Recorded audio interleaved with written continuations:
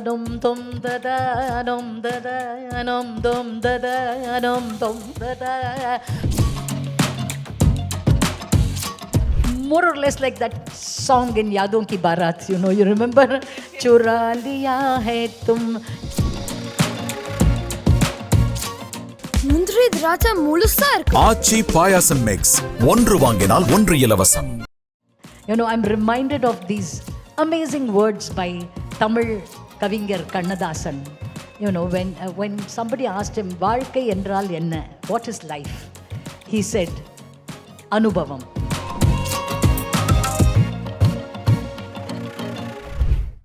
She's a Padma Shri. I don't know how many songs she's sung. She's collaborated with the best people in the world. She sung at the BBC Proms. And she, her Aigari Nandini, I think, is the soundscape to my life. Whenever I think I'm in trouble or looking for courage, it's you I turn to. So thank you so much for being here. And just the voice that you have, how much of practice, how much of pain, how much of rigorous work has it taken for you to be here? Well, to put it in a sentence, a whole lifetime as so far. Yeah. That's what it takes. But it takes anyone that much time to accomplish anything worthwhile in one's life. So it's the story of one more, just like all of you accomplished people here. But yours is a life of continual learning. I find that so amazing that even now you go, you sometimes train with a voice coach. Yes. Talk a bit about this being a continual learner. It is so remarkable. You've never felt that you've achieved it all. Well, I would say that it's interesting because the previous speaker, Shraddha, and she was brilliant, she mentioned that about this gentleman who wrote to her and said, you've earned your place. I was about to say that. Yeah. That was so significant. Significant. And that's the same story with me too. Because I remember concerts that I have given with barely 50 people sitting in an auditorium that could hold about 1,000 people. Because it would be announced in a festival as a junior most artist, and I would go and sing there, but there would be no audience there. So I've seen that, and I was full of self-doubt. I was almost giving up several times over.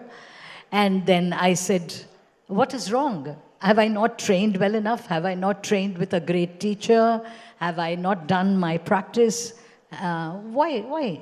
And then I understood somewhere during that journey that if you don't connect with people, if you don't communicate, and if you don't reach out to their emotions, and if you don't make them feel something, anything you do, it may be the highest virtuosic thing that you're doing or technically proficient, it doesn't touch anybody. That's right. So what is it about your music? What is it about your singing? When you sing Aigari Nandini, for instance, how much practice has it taken you to come to a point where it can put an audience into tears? There is a lot of practice because you asked me about my voice. Much into my 30s, I realized that I need help to make my voice shine the way I imagine it should, but it wasn't. And I took training. You had that understanding. Understanding. That you needed I knew that it wasn't really conveying what I felt it should. And I took training from a German master because I happened to go there to perform some small concerts, but I sought out some masters and I started learning, came back, practiced. So it was a long journey to learn how to use your body to convey your voice and make your voice blend with your mind and your body and know how it can express itself effortlessly. So that was a whole journey. So there's so many angles to the development of an artist. But to answer your question about Aigiri, it's also finally what you feel. Because for me, when I sing that Aigiri, or whenever I sing anything, I kind of offer it as my offering, as my prayer, as my little thing that I can offer to everybody who is seated there, in whom I see the spark of something divine which has made me sing. And with that intent and with that belief and with that complete submersion when I sing, that is when you get stirred. If I don't do it, you're not going to feel it. That's what. So that has to come from a very pure place. It has to. Right? Absolutely. So you have to completely, erase. Yeah, every, you have to get yourself out of the way. Yeah. That's your what ego, it needs. your own anxieties. Absolutely. Your own everything. You have to just remove that. Yeah. So it's not just a physical practice, it's also a psychological Yes, and it's a spiritual psychological, practice. it's a spiritual, philosophical, psychological, everything. Yeah. I mean, how important is music for us to also help us cope with all the anxieties and traumas of modern life, grief and sorrow? I mean, it's so, when you hear music and you're singing sometimes, it can just ease and soothe your pain as well. Talk a bit about how important that is and how music can do so much for the soul.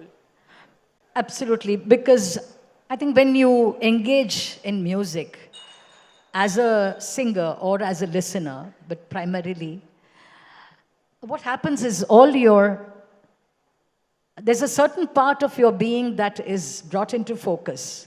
Because you're listening, you're absorbing, you're feeling, and you're immersing yourself. And all the other parts, the analytical, the intellectual, and all the logical parts of it go to sleep for those few minutes, in the sense they are in the sidelines. And all you're doing is focusing and experiencing. I'm reminded of these amazing words by Tamil Kavingar Kannadasan. When somebody asked him, "Vaalkai endral enna?" What is life? He said, "Anubhavam," experience. And anubhavame vaalkai. Anda anubhavame vaalkai. That experience itself is life. That's what he said, and that's what is the truth. So when you experience something fully, you let all the other things go. So for that 5 minutes, when you're listening to that song, you are having a kind of a state of if I were to use an esoteric word, it would be samadhi, or meditation, or dhyanam, or something happens to you. And that is so important to detoxify yourself, to invest yourself from all the cares that you're burdening yourself with. Because all of us have this doership, no? I'm doing this, I have to do this, I have to be on time, I have to impress people, I have to do this. And in those moments, you let go and say, no, I don't have to do anything. Even I don't think. When I start singing, I give up. I give up and I just do what comes. So it's a good place to be in. Can we talk a little about your masterpiece, which I think is Kalinga Nartana? I mean, Yeah. it is truly a masterpiece, and I think you've developed it over time. Talk a little about the philosophy of it, and then if you could just sing a little. Sure. So the Kalinga Narthanam Tilana, I had heard it as a young girl, sung by one of the descendants of that composer. And it was, I remember, a brilliantly exhilarating experience. But I didn't know the piece, and it had faded into the background of my awareness. And then suddenly, decades later, somebody literally came and handed me a recording and said, "Why don't you listen to this?" And it all came back. It was more or less like that song in Yadon Ki Barat, you remember? Chura liya hai tum. All the three brothers come together and something like that. It was that Yado Ki Barat Ah, song. yeah, exactly. Yeah. And Yadon ki the great Barat. Dharmender. Something like that. So this Tilana came to me and then I said, I have to sing this in concert, which it took me time to learn it, then to interpret it, give it my twist, my personality, whatever little I had. And then I performed, and it did not meet with very positive reaction from the opinion makers. But the audience just loved it. But the people who were conscience keepers, they felt, oh, this is too outlandish. This is something out of the ordinary, not really meant for a classical performance. That was the early reaction. But then, the wave of that Tilana just swept everything, and finally everybody has become like a huge, aficionado of this Tilana, and they just love it. So it's interesting. This was composed in the 16th century. Can you believe it? 16th century. Some composer, Othukadu Venkata Subbayar, sitting there in the back of the Beyond near Kumbakonam, sitting and composing this piece. And we still enjoy it like as though it was composed yesterday. And that it can be playful too. Very it doesn't playful. have to be so deadly No. serious. Life is full of the 9 rasas, Exactly. There is humor, there is comedy, there is exhilaration, excitement, there is love, so many things. Right. Yeah. How have you managed with all these collaborations that you've done with so many international artists? Yeah. I mean, we all know music has no language, but truly it doesn't have a language. And how have these collaborations worked?